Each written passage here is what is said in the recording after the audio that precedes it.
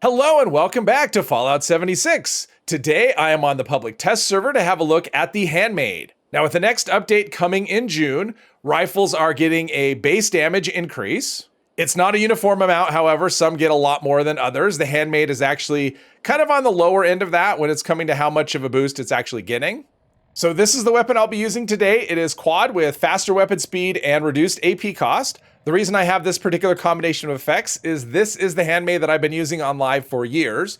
So I have a pretty good feel for how good it is. And that'll give me the best impression to how it would compare to live. It's really hard to do an apples to apples comparison just because not only is the base damage changed, but also we have changes to perk cards. So it's really difficult to make a direct comparison between live versus the PTS. Mostly I want to know, is it still worth using? Is it still good?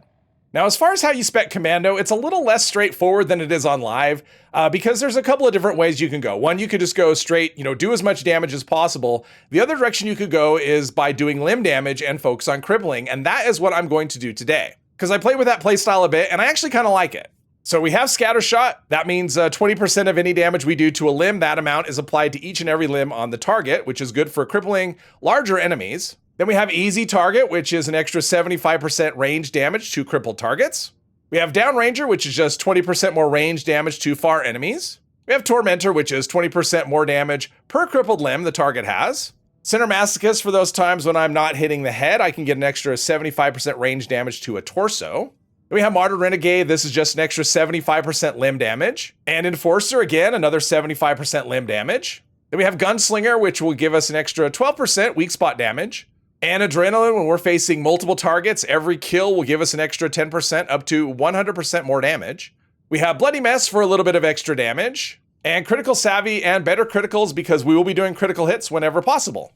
And here are the mutations. Speed demon's important here. That is extra reload speed. Although because it is quad, we don't reload as often, but still we'll take what we can get. Then we have eagle eyes for extra critical damage. And here's our food buffs. The big one here really is Sweet Mutant Fruit Tea. That gives us extra critical damage. Well, we got a little bit of rainy weather, so yeah, we're gonna go shoot some wet super mutants. Maybe. All right, there we go. All right, well, so far, I mean, we can kill stuff, which is a good sign, so there's that. I'm not expecting this to feel tremendously different one way or the other from, and you can see the crippling. They cripple so easy, but I'd kind of like it if they died a little easier. Now you could really lean into more damage if you did something like Furious on this and then went with all the gunslinger and gorilla, the expert and master perks, and go with the onslaught system. Then you could actually do I think a lot more damage than what I'm seeing here. But yeah, I've been playing around. See, this does. I will say this: it doesn't feel quite as. It feels a little bit weaker than live. Obviously, it's hard to, without having like side-by-side health bars, it's hard to say for sure, but it does feel just a tad weaker, but the crippling's pretty nice. And like I said, you can actually spec it so that the damage you're doing is, I mean, honestly, it would be significantly more if you went with something like Furious or even Juggernauts, and then you leaned into the onslaught system, you would actually do significantly more damage than I'm doing now. But you can see, I mean, I have quad and then I can reload after, 10, 11 shots. So I'm not really getting the full benefit of that, and like I said before at the beginning, main reason I'm using quad is just because that's what I've used the most on live, so it'll give me a better feel for how things look at the moment. All right, let's see what we can do against some gulpers.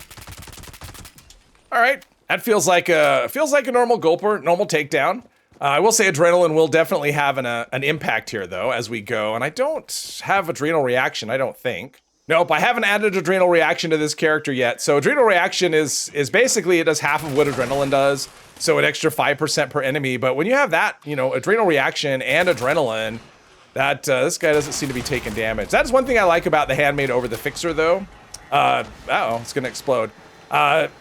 Is the fact that I do like the versatility of it. If I want to use it in VATS or outside of VATS, I find it pretty stable in terms of manual aim, even if it's not modded that way, because this is not modified for, I'm completely blind. It is not modified for manual aim. It is modified for VATS efficiency for the, interesting, I got knocked out of VATS there for I don't know why. But even when it's not modified for VATS efficiency, it's still pretty stable. I mean, any bounciness is usually just me, not necessarily the weapon itself, but You can tell the robots are exploding because they get a crippled limb. That's what robots do.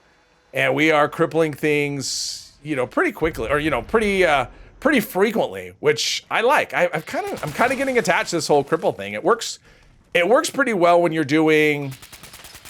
All right, that was a 0% chance, and I got the expected result from a 0% chance. So there's that. But something. Oh, there we are.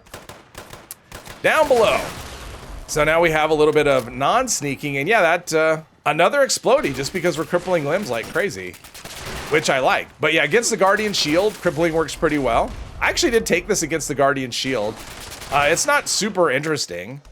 It did pretty well against the shield. The problem is this character can't really tank the damage. So I basically just ran around in a circle shooting, you know, taking pot shots at the shield. But it actually came down pretty easily, but the damage against the Guardian wasn't anything special. All right, it is time to shoot some Snallies. Let's see how we do against these guys. There we go. Or girls, I don't know. I didn't check, but yeah, so far feels pretty good. I mean, I would say for the something is shooting something. I heard other shots that weren't me. So I don't know where those shots are coming from, but I mean, we have a Snally going in that direction, so it's probably a Raider or some such thing. There we go. Yep, he's over here being distracted by something. It's either it's a Raider Thief. Well, that's what we do to thieves around here. So, okay, that felt all right. All right, we have a legendary, but this is the test server, so I actually don't even care. Although it's only a 1-star, so would I care really? Probably not. Let's see, let's get some things. Actually, what I should do is wake up the Mirelurk Queen. There we go.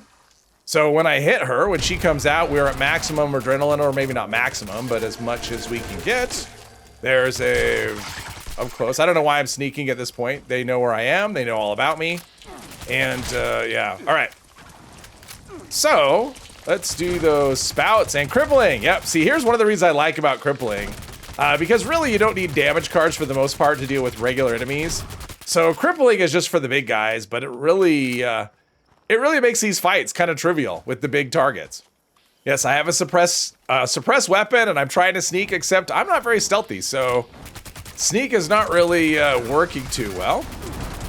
All right, let's see. We've got some adrenaline going. Oh, we're still at max adrenaline from that last encounter. Give me something else to kill to reset that timer. Hoping she doesn't fly too far away. There we go. Yeah, I'd be doing a whole lot more if I could. It's got to be, yeah, the head's crippled and everything's, yeah, but it's dead, so it doesn't matter. So after playing around with this for quite a bit, I would say it doesn't feel a whole lot different than it does on live. Maybe it's a little weaker, but that could just be in my head. It's really hard to say just because of all the changes in addition to the base damage, you know, going along with the perks and whatever. So it's really hard to do a direct comparison, apples to apples. But for the most part, like if I have one of these, which I do, will I switch out and change to another weapon? I won't. I'll still use this as my go-to commando weapon. So if you still like the Handmade, I think you'll still be just fine using it once this update comes around in June. Hopefully you enjoyed this video. If you did, please hit one of the buttons, and I hope you'll join me in the next one. Thank you very much.